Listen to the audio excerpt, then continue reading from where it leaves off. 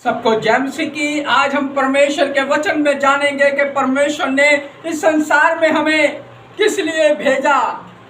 और हम संसार में रहते हैं, हम संसार में लोगों से डील करते हैं, लेकिन परमेश्वर में आने से पहले हम क्या थे? बीमारियों में थे, दुख में थे, परेशानियों में थे, पीड़ा में थे, कलेश में थे, दर्द में थे, नशे में थे, जुए में थे, व्यभिचार में थे, बहुत सी समस्याओं हमारे जीवनों में थे, मूर्ति पूजा में थे, अंधविश्वास में थे, लड़ाई में थे, झगड़े में थे, क्रोध में थे, अहंकार में थे। इसलिए यीशु ने हमें चुना। चाहे हमें बीमारी के रूप में आए हों, चाहे हम दुष्ट आत्मा की पीड़ित में आए हों, चाहे हमारा बिजनेस कारोबार फेल हो गया हो, तब हम यीशु मसीह में आए हों, या हमारे जीवनों से नशा नहीं छूटता है तो इसलिए हम यीशु मसीह में आए हैं, या हम सब कुछ बर्बाद कर चुके हैं तब यीशु मसीह में आए हैं। लेकिन यीशु मसीह में आने के बाद परमेश्वर का वचन हमसे क्या कहता है, आज हम पढ़ेंगे जब यूहन्ना की किताब उसका 20 अध्याय, और हम जब उससे 21 से पढ़ते हैं, उसके बाद आज हमें तौबा करने के बाद, बपतिस्मा लेने के बाद, पाकरूरा पाने के बाद, और परमेश्वर का वचन आज हमसे क्या कहता है कि आगे हमें क्या करना है। हम पढ़ेंगे यूहन्ना की किताब उसका 20 अध्याय और उसकी 21 से पढ़ेंगे। पढ़िए।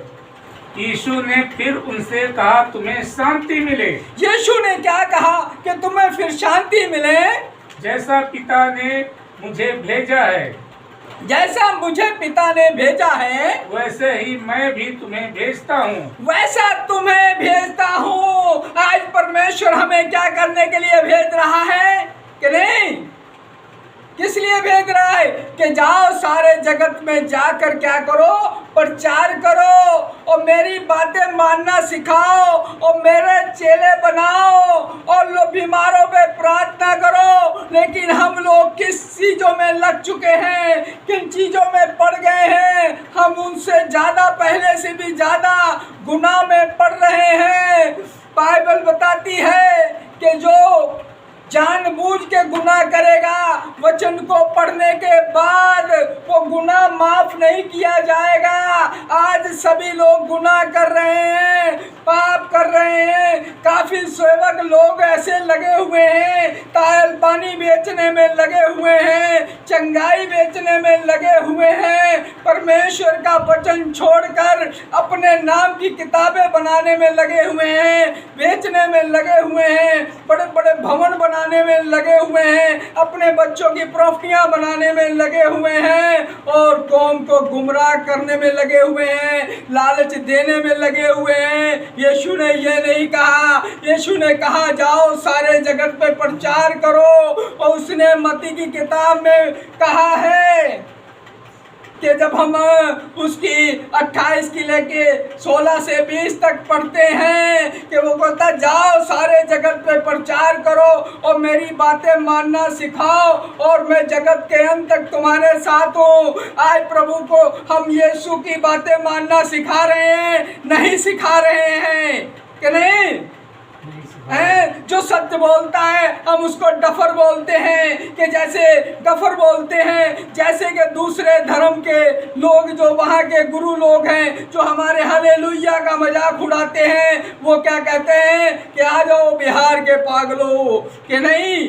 वो आ जाओ यूपी के पागलों, आ जाओ पंजाब के पागलों, ऐसे बोलते हैं। आज हमारे प्रेरित लोग भी उनकी कॉपियां कर रहे हैं, लोगों को डफर बोल रहे हैं, पता नहीं कौन कौन से वर्ड दे रहे हैं। और आज हम लोगों को समझना चाहिए कि हम उससे अच्छा पहले उस धर्म में अच्छे थे, और आज हम लोग किस चीज में लग रहे हैं? अंधभक्त बन रहे हैं। और पापा भक्त ना बनिए, यीशु भक्त बनिए।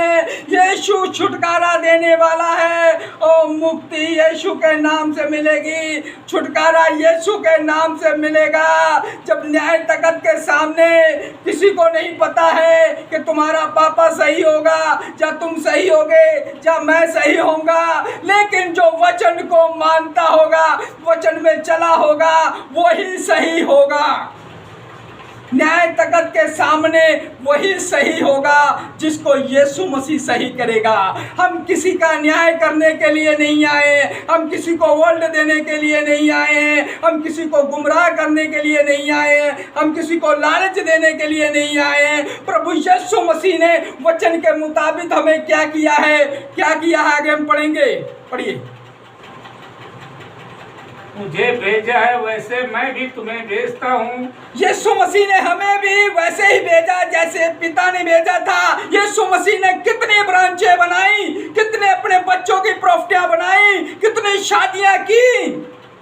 चले, यीशु ने अपने पिता के काम को करने के लिए कांटों का ताज पहना, मुंह पे थुकवाया, दाढ़ी नोची गई और क्या बसली में मारी गई, 39 बार कोड़े मारे गए और 5 बार पता नहीं कितनी बार, 5 7 बार छड़ियां मारी गई। कतरा कतरा लहू बहाया गया, हमारे लिए क्रूस पे लटका दिया गया कि लोगों को हम डफर बोले, लोगों को लालच दें और लोगों के लिए बड़े बड़े चर्च बनाए। क्योंकि जब हम पढ़ते हैं फिर आखिरी प्रकाश वाक्य पढ़ते हैं तो परमेश्वर कहता हर मंदिर को तहस नहस कर दिया जाएगा, ईंट पे ईंट नहीं रहेगी। तो ये चर्च किसके लिए है कि नहीं?